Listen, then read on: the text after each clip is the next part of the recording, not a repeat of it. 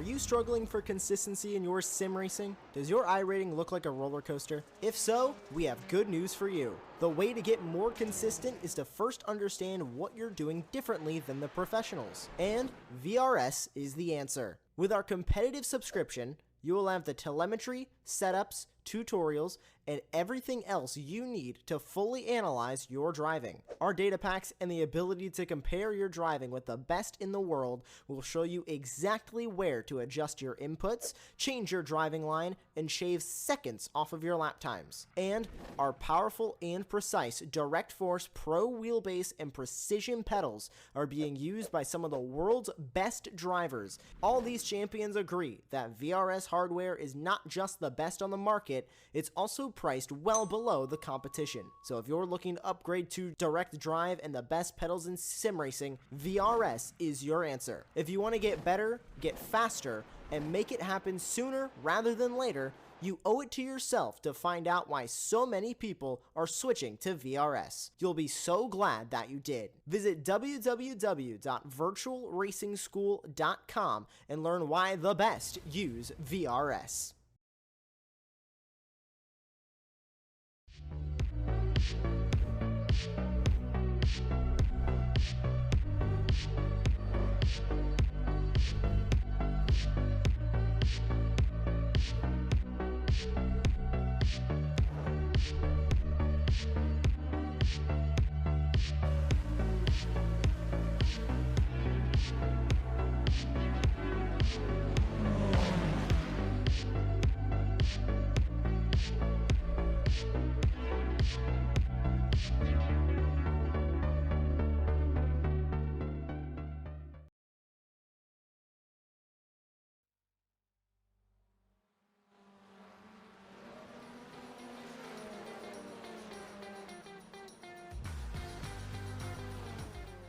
Hello and welcome. It's Sunday, and that can only mean one thing. It's the return of the Weekend Warriors here on Apex Racing TV, the double header, kicking things off with the Formula Fords. And now, in its third season now, what an opening 2 seasons we've had. Jason Green, Megan Overstreet both being champions. Can someone of those two make it 2 championships to their name? Well, we'll be finding out over the course of the next 12 weeks here on Apex Racing TV. And tonight, we kick things off in Norway at Rudskogen. I am Tim Cox. We've got Samuel about in the virtual production trailer. I'm joined by Charles Michel. He's back again. You can't keep this man away. Now, Charles, this is a track that no one had really ever heard of. Dared say, any of the other people in the iRacing community probably had even asked to be added to the service. Yet, it hadn't came along. And it's now become a bit of a main staple, really. Most regularly used tracks on the service. Yeah, absolutely, Tim. Yeah, never heard of this track either. But, you know, there's probably a lot of things in Norway I've never heard of. But yeah, it's I've called a couple of races for some other leagues here. And it's a really, really fun track, especially with open wheel cars. Especially what I would say is single make racing makes really good tight racing, lots of challenging corners, and so really I'm just stoked to be back doing this full time again this season. So I'm really looking forward to it. It's great to have you back alongside me. Well, normally at this point we get underway with championship standings. However, first round of the season, I can believe it's season 4 of 2023 kicking things off now. So we don't have any of that, but we have got qualifying, and at the moment Pyogmani leading the way. Now, actually, a bit of housekeeping before we truly get things underway. Congratulations since the start of last season. People have had birthdays and so have come of age and headed across into Masters. Those being Tom Laurie and Richard Coffey are both teammates, and also we've seen Michael McConnell promoted from Spec 2 up into Spec 1 as well. He's currently 8th in qualifying, 4th row of the grid. Well, as always, it's marginally tight, coming down to 100th of a second between himself and Thomas Renders, who's currently in 7th. That's a driver who's much improved. You know, when he first joined the Weekend Warriors stable, he used to be near the back. Now we find him near the front. Great to see a driver improving. Matt Zerbs, he was leading the way in practice. So, and then of course we've got, well, drivers, as I mentioned them in the build-up, Jason Green and Megan Overstreet, our previous championship winners. They're on 5th and 6th place right now. So what's that, third row of the grid? And well, we've got the usual names back as well. Yeah, still a lot of the same names. I'm one of those guys that had that ticked over another year on the old odometer myself while I was out. So I'm now a year away from being a master's class broadcaster. So I'm looking forward to that too. But yeah, you see the same guys up there. Yeah, Jorg Monty, who's just still fast as heck. I mean, he's always up in the front. Antonio Race. You talked about Green and Overstreet. Never count them out for race wins in these series. No, most certainly. And Overstreet he finished on the podium even. Get my facts truly correct for 10 of the 12 rounds, if memory serves me right. It was only the 2 rounds I didn't show up where she didn't finish on the podium. That's pretty amazing and consistent. It is, and well, hopefully going to be here for the entirety of the season. So it'll be interesting to see if she, I am her lucky charm, or whether it's more of a case of just pure luck than that it's worked out that way. Andrew Love just heading up into 9th there, the Masters driver. And, well, I mean, tonight, anything you say these cars have been really well suited to this circuit. Anything low-powered, certainly open wheel. Where do you think we're going to see the overtaking opportunities around it? Because it is a little bit tricky for that. It really is. It's kind of really 2 circuits in one. Really, you've got the, once you get through here, as we're coming down into turn 1, 90-degree left-hander. As you see, McConnell send it in here. Then just a quick little flick around to this kind of a descending radius right-hander for turn 2, where you kind of have to just ease off the throttle a little bit mid-corner to get the car to turn. And then you've got the high-speed run down here into turn 3. I saw a lot of cars really just sending it too much because it's downhill, and they're just carrying way too much speed. They're over in the runoff, and then we're coming back up the hill. And this is where the track starts tightening up. So now you're looking at this little S's configuration right here. Oh, and we see a little car off the track there. So Tom Laurie just on the inside there. Yep. And so now we were back coming around here, and so you're ended up coming back around to the main stretch there. But yes, really, it's you've got a fast half and a very tricky technical half. It's going to be very interesting to see where the passes are going to be. My guess is, at the end of these, turn 3 is probably not the one, but I would say probably into turn 1.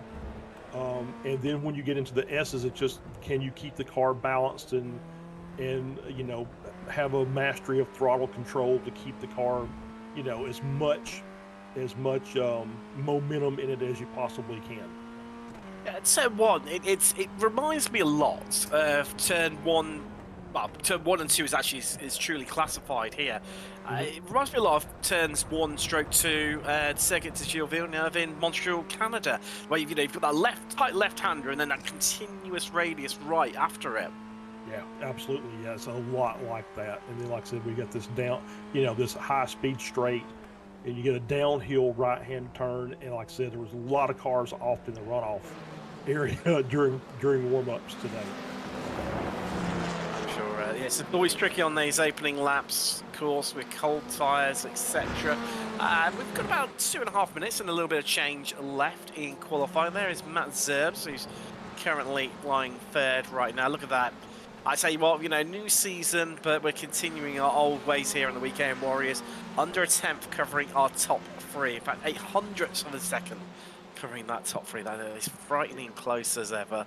But I want to look down to that midfield. That's Richard Coffey in 10th, Jim Brewster 11th. I mean, they're even tighter. We've got 3 drivers covered. Well, I'll tell you what, I'll even throw into there Andrew Love, because that makes it a 10th. But Coffey, Brewster and Murakami, they're separated by 200ths of a second. As Kabanka heads in. Look at that, 2,000ths of a second slower than green. Yeah, it's just, we see this every week, and it just is still shocking, but it shouldn't surprise us at this point. No. It's just tight racing from the top of the grid all the way down, and it's going to be fun. And I think we're going to see on top of this, we probably should mention iRacing's updates for the new season, because I Yes. think they're going to make a couple. I think it's going to make a difference in these races we're going to be broadcasting today. Obviously, you mentioned about those changes. I think it's a really good time to mention them, Charles. I mean, gone is the icy grass. Thank That's goodness. right. Yeah, the friction model for the off tracks. Grass actually does what grass normally does to a car, and it slows you down. The gravel traps actually prevents you from going into the wall. It's been amazing to see. It's just, I think iRacing's absolutely nailed it with the amount of friction that gets added. And I won't be able to say my favorite phrase, once you're in the grass, you become a passenger, not the driver, because I think you actually have some decent car control while you're in the grass. So that's going to actually probably make things a lot better and a lot more competitive, because you're not penalized by, once you're off in the grass, you're in the wall. You actually can kind of continue on and get back in the race without having to go in and take a fast repair. Seeing McConnell there go 200s faster than Renders, swap those two around. But just sort of extending on that point, how many times have we seen drivers, just dip two wheels, either the left side or the right side of the car, onto the grass to help find a bit more space to facilitate a passing move? I mean, surely those days are now gone. Yeah, I think so. I mean, the proof's in the pudding. Obviously, we'll see. We'll see as the race goes on. But yeah, I think it's going to make the racing that much better. Yes, I think that's a certain. And not so many drivers having to, hit the reset button, head to the pits because they've come slightly off track and gone careering straight into the wall. Talking of heading into the pits, there goes Overstreet. She's done Dustin with qualifying. Antonio Racing, I thought it was meant to slow you down, Charles. Antonio Racing completely disproving your point there. Yep. So either Antonio's just out here just to make a mockery of everything I'm talking about, or he was just having a bit of fun and just driving through everything. But, maybe it was a little test to see what he could get away with. Yes, he's a wily old fox, is Antonio Race. Been in Masters for quite a while, and yeah, I'm sure is a bit more of the testing side there. But I think we're pretty much done. I'm not really seeing anyone improving on their final lap. Seeing Tom Laurie coming around to complete his. A real driver with potential chance of moving up through the field. He's going to be the last one across the line. And does he improve? Yes, he moves up to 20th there. But I still, by his own standards, not where you quite normally come to expect to see him. No, I would expect him around that Coffee Love Brewster DeGassis battle, which we may see, as the race unfolds here. So we'll see what happens. But yeah, I would expect him to to be battling for fighting for that final podium position in the Masters category. Yes, well, that's the thing, different set of opposition for him now, technically. Now he's in Masters, obviously one of the drivers promoted up there, alongside Richard Coffey, after being in Spec 2 for many years, so it'll be fascinating to see how they get on this season. There's Andergassis, just heading down pit road, and not long left now, only a few seconds before we click over into the race session, and with a blink, there we go. And you see Porsche 911 safety car just in the distance there, heading onto the grid. Let me take you through your first grid of the season. Jason Green clinches that first pole position. Christian Kabanka starts alongside him on his debut. How will he get on? Yogmani top qualifier in Masters starts on row 2 with Matt Zerbs. Then it's Antonio Race and Megan Overstreet making up row 3. Row 4 is Michael McConnell and Thomas Renders. Then we've got all Masters row for the top, round out the top 10, and row 5 is Andrew Love and Richard Coffey. Jim Brewster and Murakami make up another Masters row on row 6.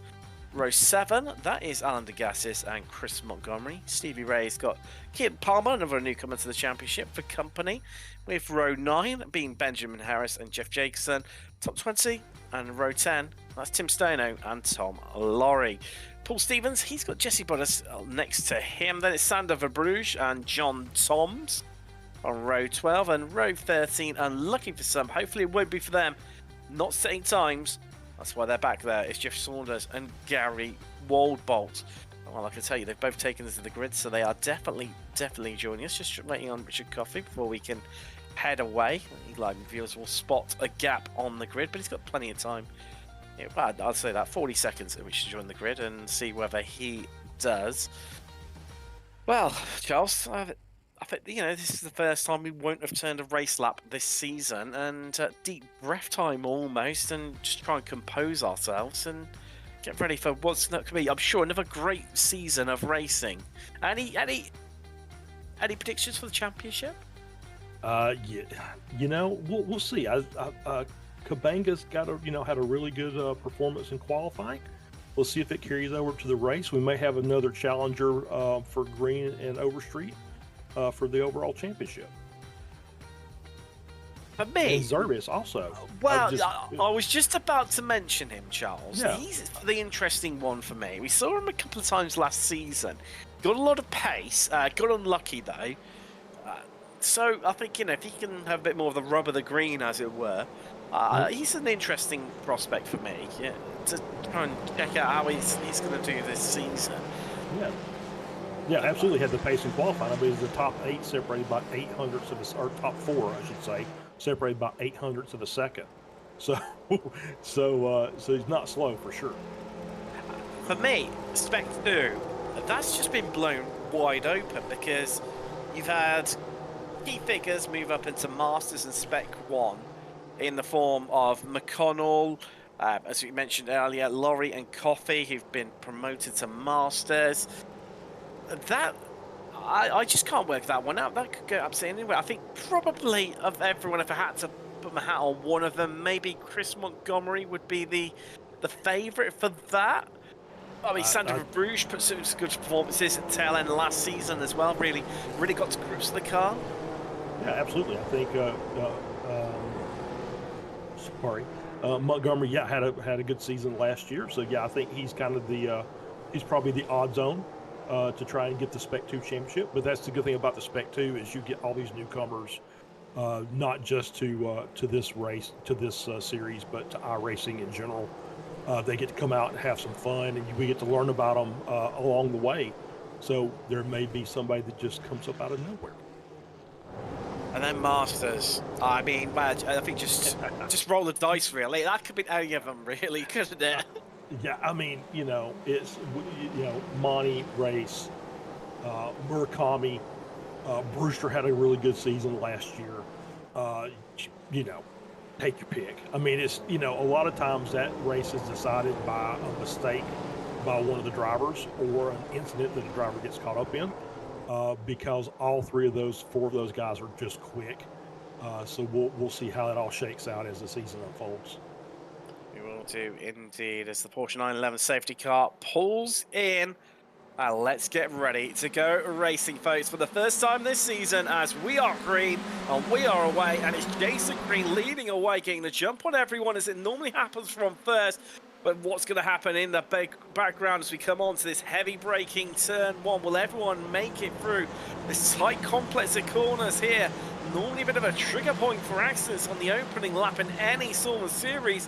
But it looks like everyone has made it through cleanly as we head down the hill for the first time. It's not stopping them going too wide. They're almost touching wheels there as Brewster and Montgomery nearly getting into one another. But still, I think we've all made it through. Oh, Yamani's off. Yep, there's a spin in that turn 3 area. That's just, like I said, it's you get out there and it's cold tires, the high speed corner, and he looks like he lost the rear as we get a replay from Samuli. Let's see, Charles. Let's see. I mean, I'm guessing just rear slips away from him. Yep, that's exactly right. I saw a lot of that in practice before qualifying. It's just where it is that off camber. You've got all the weight of the car, being downhill. Oh, that's Jeff Jacobson all by himself. I think he's had a bit of an incident too. Well, I'm guessing by this replay we're about to find out exactly what happened to him. So he's there in the midfield, contact or by himself. It's going to be a bit odd to... Ooh, I picked the air. Contact. Yeah, a little contact, wheel to wheel. But once again, plenty of runoff area on this track. So unless he's got damage, he should be able to continue on and see if he can make up some ground. Yeah, it's going to be interesting to see how he comes through the field. Same with that Yogmani as well. So he's dropped down to 17th, down 14 places. So everyone making that way through turn 1 out onto lap 2 right now. Green leads from Kabanka. A bit of a fight down in the midfield there as Harris squeeze wide. Kid Palmer and Yogmani head on through there. Kabanka's second race, third, then it's Zerbs, Overstreet, McConnell, Renders have just swapped around with one another. But, well, there could still be further contact and on Mace. That was not a bigger incident. Yeah, a lot of wheel banging going on right there as they were trying to sort themselves out. But that does mean, though, Charles, everyone seems to have spaced out a little bit further in front of them, where a bit of argy-bargy there, and that's a big old lockup. Yeah, for sure. Yeah, these cars have a tendency to lock up a bit, especially early laps. You get some, like I said, cold tires. It takes a couple of laps to get the tires kind of bedded in, and so you'll see some lockups. You'll see some spins. But yeah, I think everybody's pretty much got lined up nose to tail. And so now it's just, okay, we'll see who's got the race pace that starts making moves up the grid and down the grid. It's going to be interesting, isn't it? 3 minutes complete out of the first round of the season. Still just 37 minutes left to go even. Side by side there, Marnie trying to make more progress. Stevie Ray's just dispatched off. Another lock up there into turn 1. Oh, wow. Thomas Renders has had a bit of an issue there. Yeah, I couldn't really see it. Looked like I don't know if he locked up or he looked like he took a really narrow line into that apex, as we're going to get another replay here. You see him coming down the straight into turn 1. Oh, just lost the rear. Just too much, maybe too much brake, and just kind of the rear kind of broke loose on him. But no contact, so once again, he can continue on as well. That is one of the things with this circuit, isn't it? Where there's so much undulation changes, elevation changes, that when you're into braking, it makes the the rear end of course, all the weight shifts to the front of the car, making the rear light. On a flat track, when you've got these big elevation changes as well, it just comprehends the issue and makes it, amplifies it, and makes it all the more easier to end up losing the rear. Absolutely, yeah. These cars, obviously, if you're looking, these cars don't have a rear wing. They're not generating just tons of downforce. So, so when you get hard on the brakes, and just all the weight shifts to the nose, makes the rear end very, very light. So you have to be very careful on your steering inputs to make sure that you don't over-rotate the car. So Tony Race just hunting down Christian Kabanka. This is allowing Jason Green just to pull away a little bit. It was 3/10 quite faster, Green, last time around. Another spin. Everyone did well to avoid him when he rejoined the track there. As having a little look through, and everyone else okay for the moment. Oh, Matt Zerb's losing a couple of places, and that seems to be a bit slow and a bit running wide for my liking. Turn 3. Wide through there. Yeah, just a little wide through there. You get off the main line, and you have to kind of recover the car. Have to drop off a little speed in order to get it all lined back up. And that's what it looked like happening with Zerbis. Gary Warbolt, having started last, he's up to 20th place right now. So we just see our leader in, second. No, further down through the field there, Timothy. He's second in class. Richard Coffey. All these changes in class, Charles, just confusing me for a little bit there. I was thinking, no, he's Spec 2. What are you on about, Timothy? No, he is in Masters now. It's got to be a great debut for him. Anthony Race leading that class. Alan Degassius third. As Jim Brewster. Well, that's very, very early for my liking. I'm wondering whether he might have been one of those cars that's had a bit of contact early on.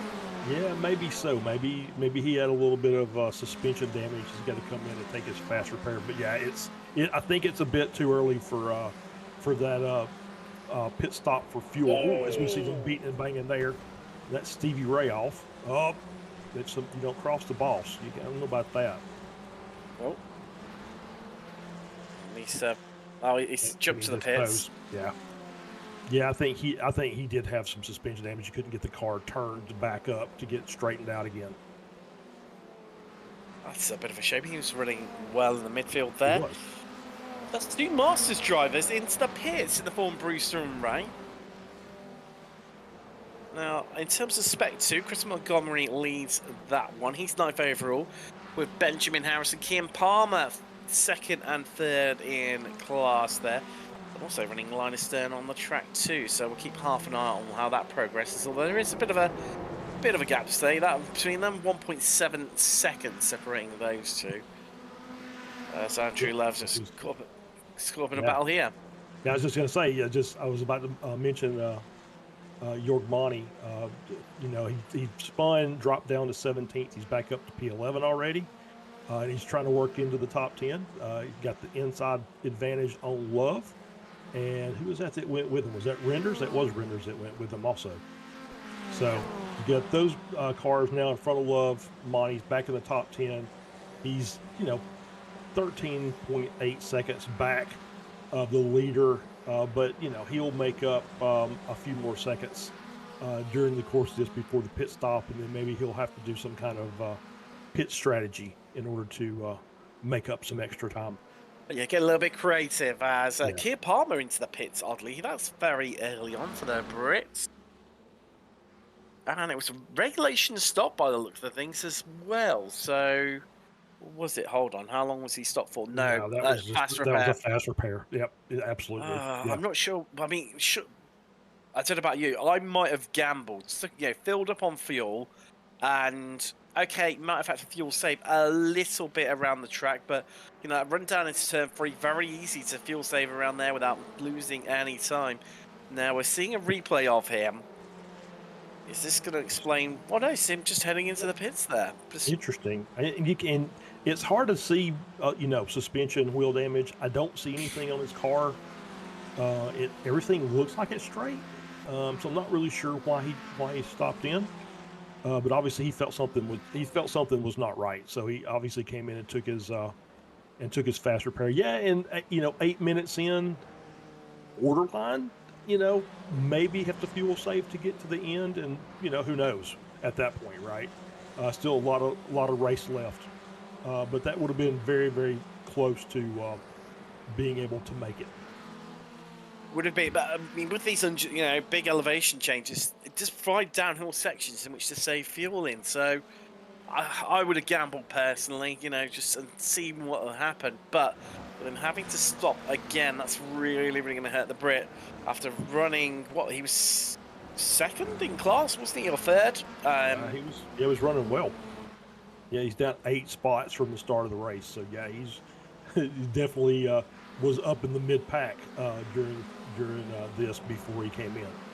Yes, because he was ahead of Benjamin Harris, wasn't he? So yeah, he would have been running 11th, so nearly in the top 10, and was second in class. A bit of a shame for him. I'm not sure how he's trying to cover their race. Thomas Renders trying to make his way past Benjamin Harris, who we've just mentioned, with the angriest looking picture that I've seen. That's my iRacing career in one photo. I just miss it being like a speech bubble with expletives in, I would imagine. Exactly right.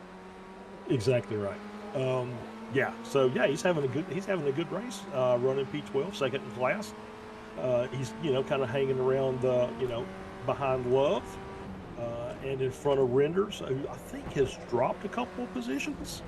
So I think because he was right behind Monty when they passed Love. So apparently, not sure what happened with him. If he's just maybe a bit off the pace, or he had his own little mistake. He had his own incident, didn't he? Just after Marnie, which saw him tumble down through the order. So hence why he's a few places down from where he started, let alone behind Marnie, who obviously we saw how that incident. But that's all I was about to say. That looks like it's a move done, but door shut in his face. Meanwhile, up front, it's all kicking off here for Rudskogen as Overstreet, McConnell and Zerbs incredibly close, and Zerb's going to try and slot this down the inside, and McConnell there and going to get it done up into 4th. Still one place down from where he started. I tell you, a race is interesting. fastest lap of the race last time around and just in front of these guys, but we'll be definitely trying to get away from them, seeing how hard they're racing. Yeah, there's a pretty sizable gap between Race and Overstreet, but yeah, she's out in front of that group now. Let's see if the experiences just of driving this car is going to give her a chance to stretch that gap a bit, or if the Zerbs and McConnell can just kind of hang in her draft and ride behind and keep it close. But that's the thing, isn't it? It's keeping it close and biding your time for that last moment push, isn't it, really? As meanwhile, up front, well, Jason Green had pulled out about 7/10 of a second over these two. Behind him, Kabanka and Race. But that gap has completely not only diminished down to a quarter of a second now. Yeah, it's tightened up for sure. Was it Verbrugge dropping down the order? Yeah, that looks like it's going to be a big... Oh, dear. Another driver experiencing the changes in off-track grip available to you. Let's see this right here. Well, according to our event logger, Charles, he said Sanders had 2 separate incidents. That'll be one out. There's 2. Yep. Yep, the spin and then the contact, and now the car's broken. As you see, the suspension damage. Having trouble with it, trying to get it turned. Yeah, that right front. He's doing good just to keep that car going straight. Well, weirdly, it looks all fine, my end. That's strange. It definitely looked like he was struggling. But yeah, after the contact, it definitely looked like he was struggling a bit, and he was a little lock up on the inside front, just a little heavy, trying to turn and brake at the same time. Yeah, that's what I was trying to get at. It looks fine, my end, but there's clearly, like you said, the way he just got spat out then on the Exeter 2, there's clearly something broken on it. Yeah, yeah, here we go. He's coming to the pits now. Yeah, like I said, it looked like it rendered on my side that the right front was kind of towed in or cambered in, depending on how you want to, or maybe both. So anyway, but yeah, at the end of there, I didn't really see it either, but it definitely looked like he was struggling to try and keep the car going on in line. It's definitely not a happy machine whatsoever. We're into 14 minutes now, so Bruges can come in, take his fast repair. All the drivers do have one fast repair to their name. Head out once more. So that's Jesse Bodas there around. Nicely recovered there. He's nearly fully started out with a bit of a Scandi flick. Oh, hello. That's not Jason Green in front. That's Christian Kabanka. Absolutely. He has taken the lead over Green and Race. They're still just kind of nose to tail. Maybe that was a strategic thing by Green to just kind of let him lead, save a little bit of fuel behind him. As we see Harris, a little spin. Definitely the track catch it. Ooh, I can't work out there. Was he trying to get into the pits and he had an incident? Sort of spat in the wrong side of the pit wall, or was he trying to make it round but was having a bit of an incident that made it look like he was going into the pits? Yeah, that's a strange one. I couldn't really tell that either. So I thought, oh, that's him coming into the pits. So here is how we had the change for the lead. Okay, well, sold him a dummy by the looks of things. We're going to slot it up the inside. Yes, we are to drivers left of Jason Green. Realistically, with that being a double left-hander, had no defense whatsoever. Yeah, that was a lovely move. Just kind of a crossover and just got a good run out of the corner. Was able to make that pass on the inside of the next corner. It's fantastic. I've just had a little bit of a look at track temperatures, Charles. As you can imagine, Norway this time of the year, nothing too hot. 26 degrees Celsius or 78 freedoms, as you call it that side of the pond. But yeah, not absolutely. especially hot. No, Which not really. Just showcases how tricky this track is realistically, where you have these changes in camber and you're changing direction. It really, really makes it a challenging circuit, which amazes me in some ways that this track is as popular as what it is. Because it is a tricky track to try and drive on. I mean, it's wide and it normally has great racing on, but it's a bit of an odd one in that sort of sense. Yeah, it really is. It is. It doesn't look like it, but it's a very challenging track. A lot of technical, a lot of elevation. You have to really be good with car control. Obviously, you've got a couple of nice straightaways that you can get good runs. But then, hey, you know what? At the end of that straightaway, you've got work to do because you've got one that's a 90-degree left-hand, and you've got one that's as we talked about turn 3. That we're coming up to it. That sweeping. Oh, I'm sorry, that was not turn 3. That sweeping when we're coming to the hairpin. Sweeping right-hander that seems to be catching cars out left, right, and center. But yeah, just talking with I was kind of talking with Luis Araya, our broadcaster, sometimes during the season, and he says really this track has a lot of different configurations. You can do lots of different things here, and he says it's really fun to go and visit and watch the cars out on track during track days. Of course, he is in the fair land of Norway, isn't he? He's up that neck of the woods. So, Yep. well, one of the few people who will have heard of this circuit and would have wanted it on iRacing. So there we go. There's always one, isn't there? Yeah. But let's have a little look at how things are progressing right now. So Jeff Saunders currently holding the award for most amount of places gained. He's up 9 right now into 16th. There he is. In the 696 machine. Tom Laurie just in front of him, who's at 5. Has Benjamin Harris behind him, who's obviously progressed well initially and then fallen back due to an incident. Gary Walbot, he's up 8 now, having started last. So that's a solid result looking like for him. Of course, everyone from Jesse Bottas in 21st upwards will get to stop. So there he is on McConnell. Just under a bit of pressure right now from Overstreet, who, now Overstreet was in 4th. Zerbs, I did spot, had passed her, but she's lost even more time since then, because Zerbs is, some 2 odd second, actually about 2.5 seconds up the road. Yeah, that group, when Overstreet was in the lead, was about 7 seconds behind the lead 3 cars. And that has dropped a bit, but yeah, Overstreet's dropped further down. Almost 3 seconds behind Zerbs and McConnell at this point. So I'm not sure if she's made a mistake or she's struggling with with the car, the track, but definitely not up to her normal performance, which is usually right up near the front. Yes, bit of an odd one that right now. But back to where she started in 6th place, so not lost anything, but at the moment not gained anything whatsoever. But who is 3 seconds behind her, Charles? You might just catch him in the background. Yeah, Jorg-Mani, who we talked about a few minutes ago, who was, I think, 17 or 18 seconds off the lead. That gap is now 13, and he is moving. He's up to P2 in class, 7th overall. He's got past Alan DeGassis, and he is absolutely setting some blistering lap times. Now, I would say something has happened between McConnell and Overstreet when they swapped around.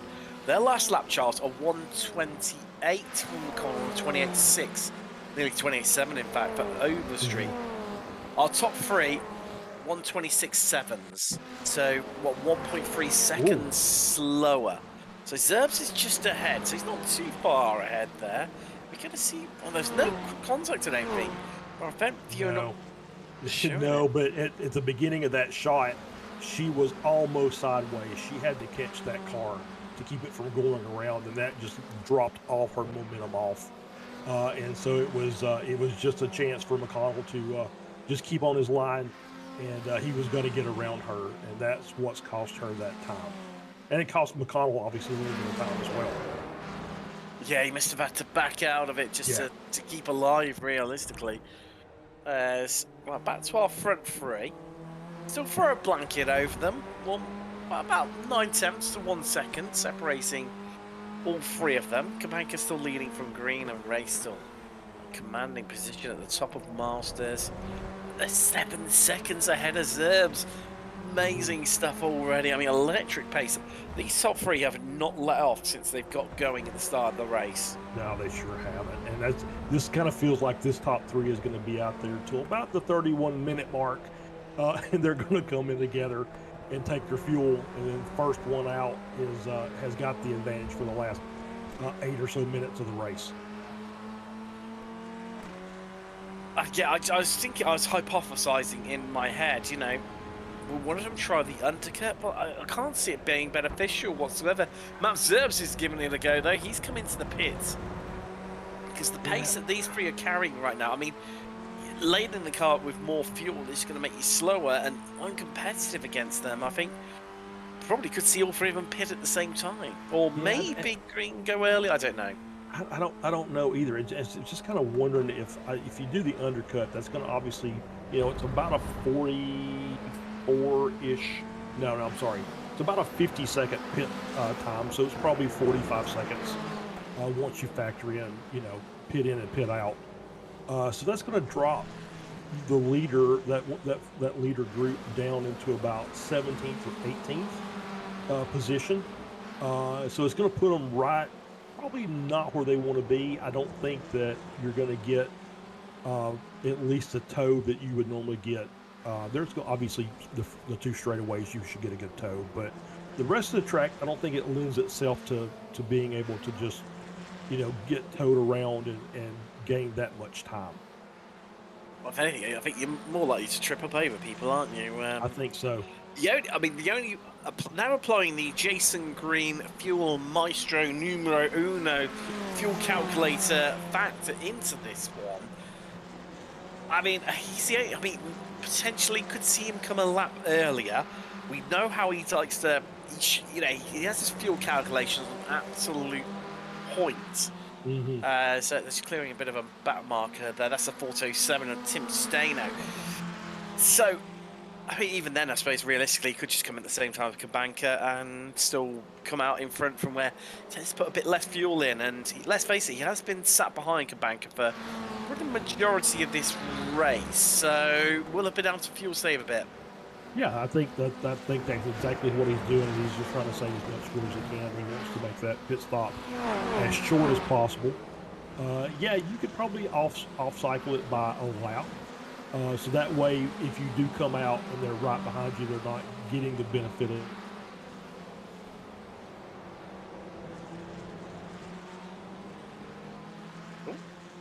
Charles's internet's clearly got too excited that he's disconnected there. Oh, he's back again. Yep. As Discord as it wants to reset itself. Sorry about that. I saw you were just midpoint. I panicked because I thought it was my end. Sorry, it wasn't. No, did you disconnect? Sorry. You were as you were mid-flow. Please resume. No. So yeah, I'm just saying. You know, you might could drop, like I said, a lap early. That way, the opportunity for them to tow off of you coming out of the pits, if you come in as a group, is less so. But you know, I'm sure he's saving. It looks like he's not really pushing the issue. He's just kind of hanging back there. Race is the same way. He's just kind of laying behind the green, and he's been in third pretty much the majority of the race. So if anybody saved fuel, it would be him. So yeah, it'll be interesting to see how this all plays out. But I'm thinking they're probably just all coming in together. Is just run it dry and then come in and get your fuel and then go. So. It's Jeff Jacobson around, another issue for him. You saw Yogmani coming in, Thomas Renders, Jeff Saunders, Gary Warble, all visiting the pit lane. Now Yogmani's going to come out in the top of all of them. Of course, he was way up there, not too far behind the McConnell Overstreet battle over 4th place. So, yes, he will be in a strong position currently. We're shame about Zerbs. Yeah. Zerbs was looking strong if he hadn't have had his issue. There he is down in 12th, having pitted and taken on fuel. But yeah, Marnie ahead of him now. Yeah, and Zerb's pit time was a little longer than everybody else's as well. So yes, that's what's costing him time, is it? He hasn't had an issue, has he? No, it's just, you know, an extra, looks like 4 to 6 seconds longer than everybody else. So maybe we'll chalk that up to maybe just being new to new to the series, and haven't got that fuel timing, down to Jason Green standards. I don't think anybody has it to Jason Green standards, but um, so you know, we'll see how he makes out, and see if he can gain some time because he does have clean air. So maybe he can run some really good laps because we know he's got pace and make up some of that gap. Yeah, we saw it in practice. He topped the timing sheets in the practice session before the race. So, yes, definitely a driver still to watch out for in these closing stages. He's got 13 minutes left here in Norway from Rudskogen. And of course, coming up later on the channel, we do have the return of the SRF Weekend Warriors. That follows about 40 minutes after this broadcast. So make sure you tune in for that one. Again, kicking things off in Rudskogen for them Absolutely. too. I Oh, think yeah, that's of gonna be course. a fun You're with. race. Yeah, we're both together for that as well. Just can't keep us away. Yeah, it's this Tim and Charles show for the entire season, I believe, for both of those. So it'll be great. It'll be fun. Look, who's in? Jason Green. Interesting. I mean, Yes. well, it's about right, time wise for maybe a bit early compared to what everyone else is doing. But I reckon this is going to be right. Short fuel it, fuel save a bit, and come out in front from set. We've seen how close it is. Matt Zerbs, as you said, about 5 or 6 seconds extra in the pits has cost him dearly. I think Jason Green's going to try and do not as much as 5 or 6 seconds less, but work it in the opposite direction. Shorter pit time. That looked very, very quick to me. It was, 10.8 stopped. that's minimum of a second faster than everybody else who's been in the pits. So yeah, that's that's we're gonna see. It's kind of once again, we know he's good at the fuel strategy, so we'll see how it plays out. And of course, let's not forget, you mentioned how good he is, and the Formula Ford, a newer car. It's not like the SRF that we'll see later on, where the Weekend Warriors have been going for ages. That you've got all that historical data. You just don't have that in the Formula Ford, and combined with it being a newer car, and we haven't visited all the circuits available in iRacing that we might possibly go to. So it's a real trip in the known. Officials, well, none of them run this long, anywhere near. I think it's 20 minutes is the longest of between the rookies and the D-Class series. So it's a complete adventure into the unknown for many of our drivers. Yeah, it really is, and so Green obviously is relying on some software to help him out. So how much of that is based on historical data? No idea, because I don't know what he's using. But we'll see how it all works out. He it seems like he knows what he's doing as far as able to manage his fuel usage, and that may be the biggest key, right? As you said, lift on the downhills, and kind of conserve, and then just kind of do that for the entire race. But obviously, on top of that, he's also very quick. Let's not discount the fact he's a very, very fast driver. So it's going to make so the combination of those two is going to be interesting to see how it all shakes out. As we're watching him, he's just in front of Jorg Monty. He's made his way up to 7th, and is obviously you can see is absolutely on it. He's got that car sliding in both directions. He's only 1 second behind him. Yeah, he's made up tons of time. And I was kind of looking at it. It's like if these guys are coming in and it's 33, 34 seconds of time lost for your pit stop. It's going to be interesting to see how this all shakes out as the leaders come in. It's not be closer than we think. I'm fascinated by this one now. This is just taking a real twist, hasn't it? There's Overstreet and Degassis, they're in.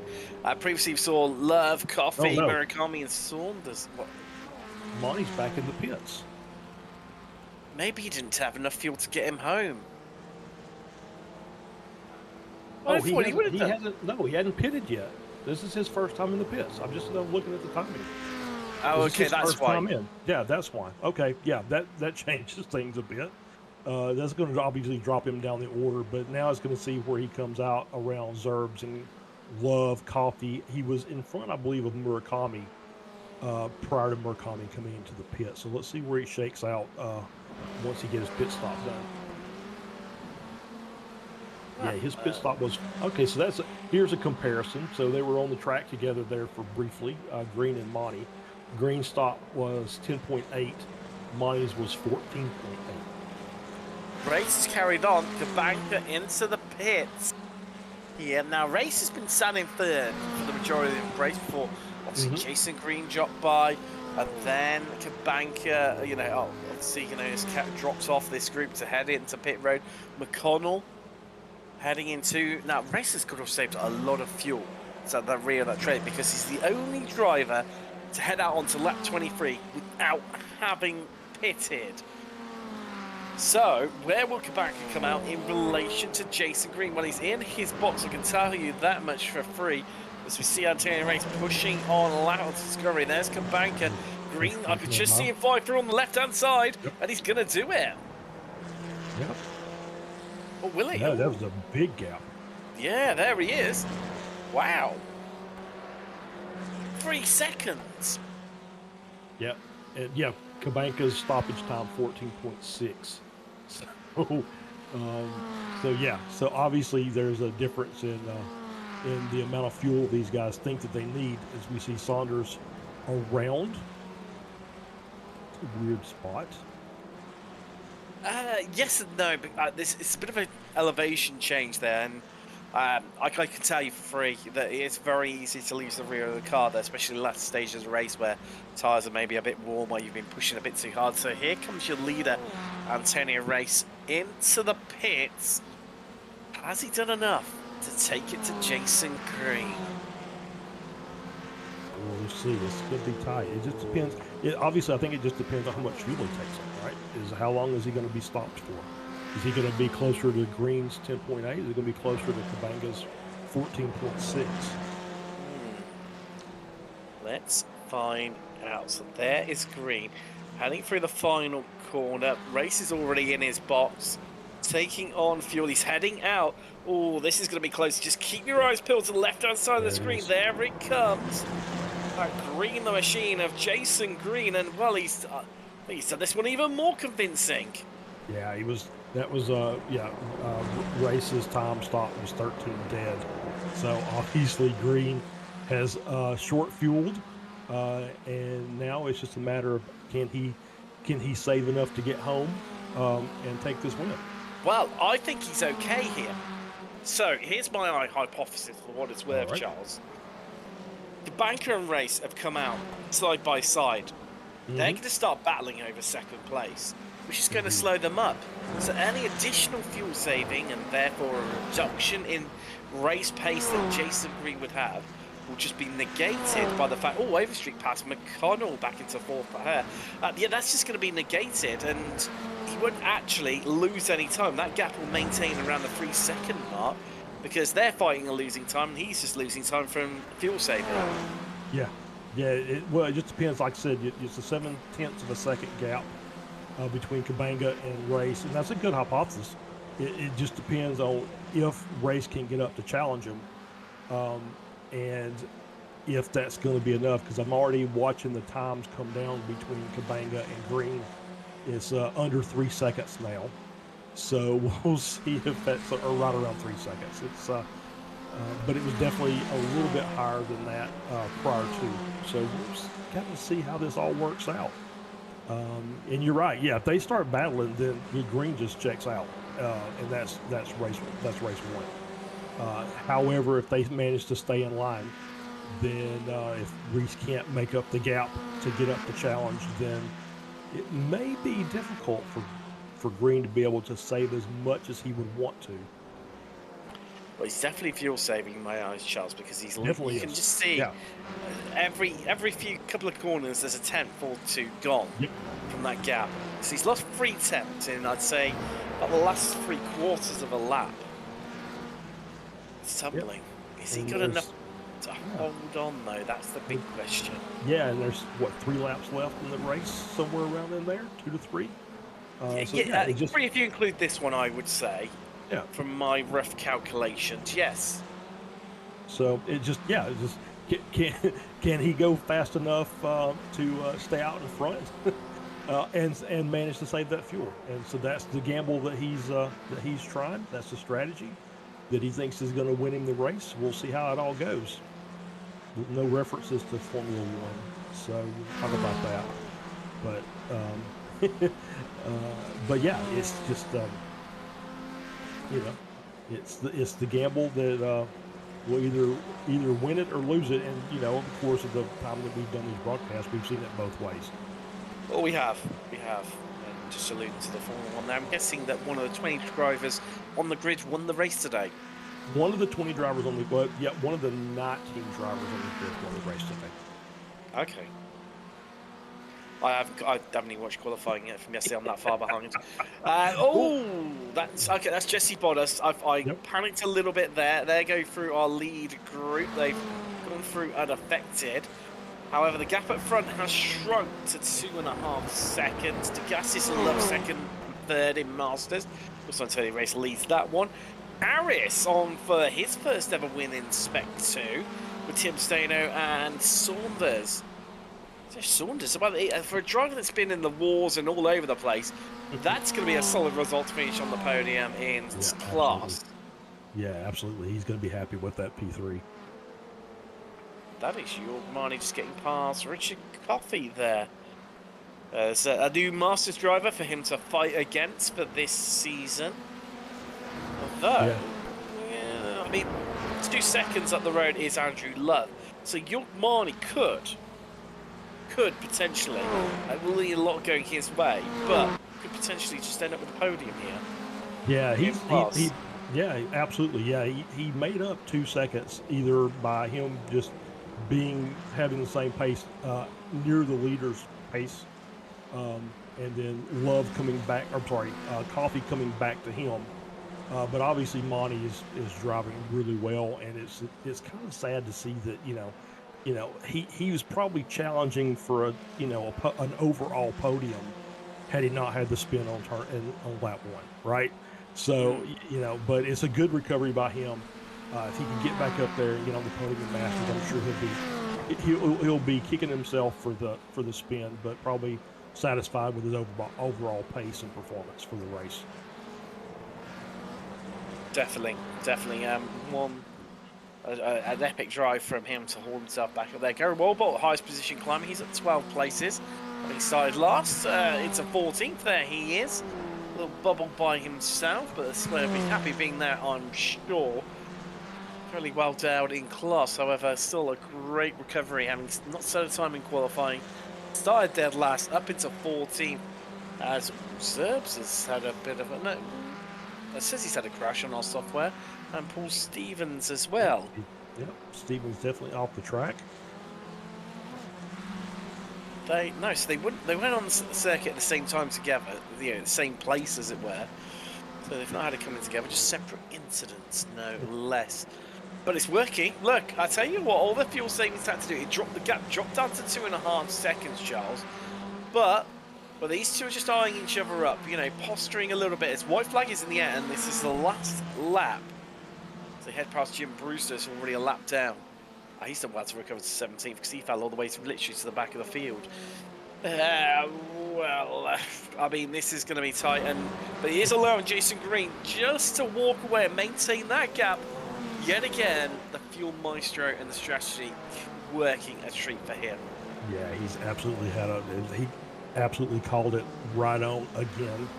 As we see Kubanka and Race, now they're looking, all right, see, can Race make a move here going into the last few corners of this event? Let's see if he can make the pass to get up to P2. They're running out of time right now, Charles. They've only got, about a fifth of the circuit left to go. 2 corners, and it's going to be a race to the line. If Antonio Race can pull something out of the bag, he's 2 tenths back just trying to stay on the rear gearbox of Kabanka. Green's going to win it, but what's going to happen in that battle for second? Well, that short run to the line just aiding Christian Kabanka there, which meaning Antonio Race about a tenth and a half down in third. Yeah, Kabanka got just a great run out of the corner and prevented any chance of Race making that pass. There's Jorg Marnie, so he's going to come home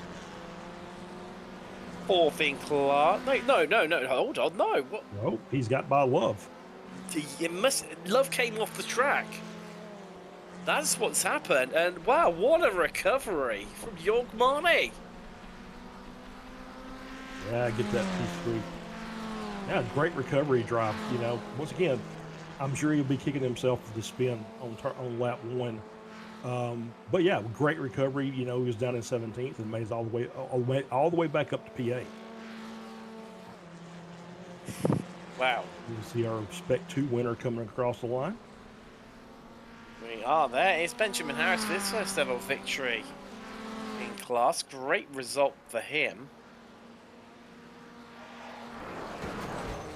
Yeah. Obviously, from his photo, it pays to drive angry. So It does. great job by him. But he was another driver who'd had a couple of issues mid-race as well. So Yeah. another great recovery here. Not alone on that one. So Gary Walbot up 12 places in the end, highest position climber. Jeff Saunders an honourable 10. Well, that's second place in that honour. As we head around now, we'll be able to bring you up some results here. Jason Green, your winner in round 1 here from Rudskogen. Then it was Christian Kabanka and Tina Race feature on the podium overall, but the winner in Masters. Next up was Overstreet, who bags a podium in class by finishing 4th. Michael McConnell in 5th, Zerb 6th, then Degassis and Marnie running out of that Masters podium. I mean, brilliant result in the end for Marnie with that issue early on. Love and Coffee running out of top 10. Murakami 11th, Harris 12th, and your winner in Spec 2. There's Laurie Walbolt, Tim Staino, and Jeff Saunders 15th and 16th respectively. Second and third in Spec 2, and the last 2 drivers to finish on the lead lap. Then 1 lap down we had Jim Brewster, Jesse Bodas, also Paul Stevens, Thomas Renders, Kian Palmer. John Toms was 3 laps down. Jess Jacobson, 5 laps down and actually retired on lap 23. Chris Montgomery, we lost him on lap 16. My favourite for the championship this season. In Spec 2, Sandra Bruges lost him on lap 12, and Stevie Ray all the way back on lap 4. So a bit of a chat to some of our drivers. First up, let's have a chat with our race winner, and yet again, nailing the fuel strategy. New season, new start, but the same old ways of you winning yet again, Jason Green. Yep, it's I think that was the only way I was going to win that race, because both Christian and Antonio, I think, were just a little faster. So yeah, I'll take it. Was it the case of, just trying under fuel save in the first half of the race till the pit stop, then fuel less, knowing that you'll have an advantage over them, hoping they both come out the pits around together, they fight, and that would just allow you to maintain that gap? Or is that giving away too much of your strategy and you don't want to answer that one? Well, I think the 3 seconds was just because I ran or started sputtering out of the last corner, whereas Antonio still had a lap of fuel left, and that's pretty much where that 3 seconds is, just an extra lap of fuel.